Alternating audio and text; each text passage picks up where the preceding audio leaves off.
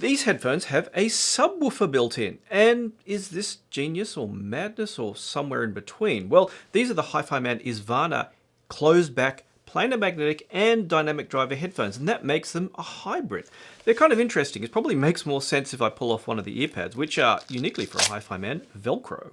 And you can see actually a bit of a cutout in there for the subwoofer driver, which is the dynamic driver at the bottom in this region. It's actually pointing upwards, or actually diagonal, because the whole driver's tilted at an angle, and you have an oval shaped planar magnetic driver in there alongside this driver, and that gives you, especially in a closed back pair of headphones, quite the experience of bass.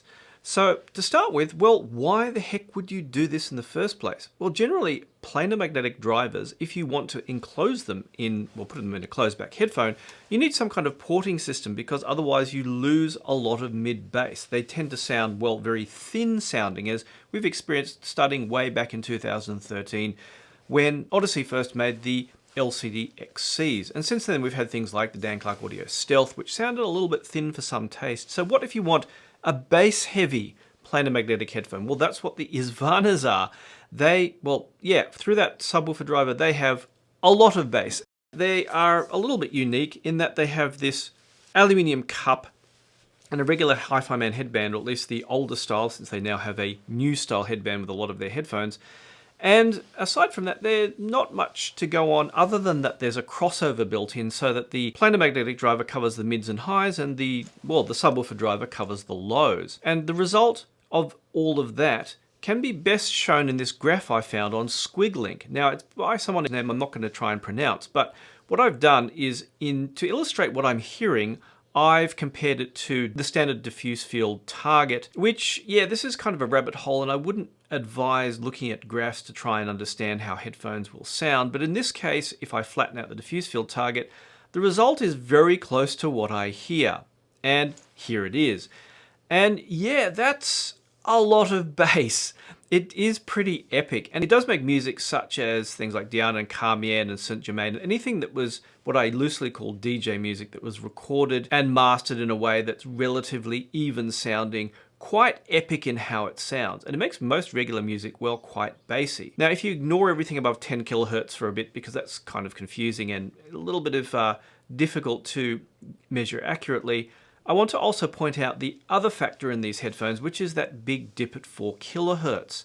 Now, the end result of this is a sound that is very thick, very heavy on the bass, and somewhat dull with a lot of music. Now, the bass itself is quite epic. It's thunderous, and where things work out, it can be quite good. And where things work out is, if I EQ that 4 kilohertz dip up by about 8 to 10 dB, and then added with a Q setting of about somewhere between 0.75 and 1.25, depending on taste, then things sound a lot more even, just with a lot of bass. The problem is, however, that the sound quality with that setup isn't so great. And the reason I'm going to illustrate quite clearly if I tap the cups.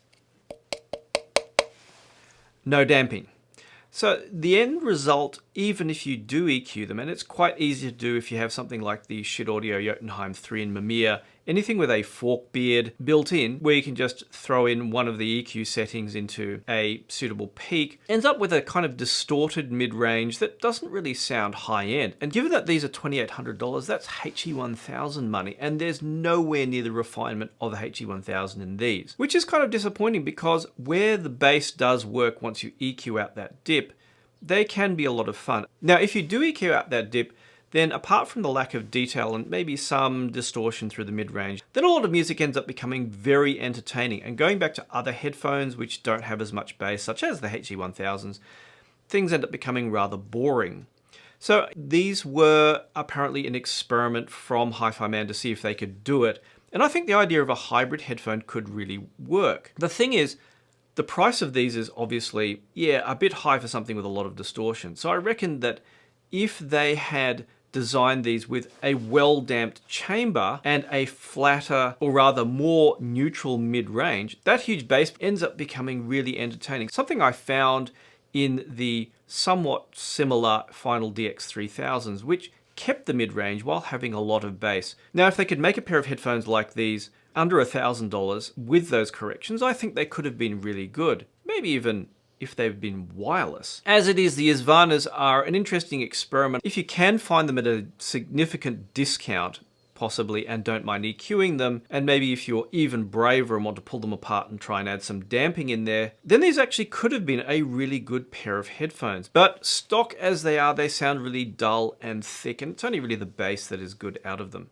So that was an interesting experiment. I'd like to thank HiFiMan for sponsoring my channel, and also all my patrons for supporting me in making these videos. Yeah, this is short and sweet because these were a very simple pair of headphones to evaluate. So as always, thanks once again for watching, and if you see me at CanJam, come and say hi.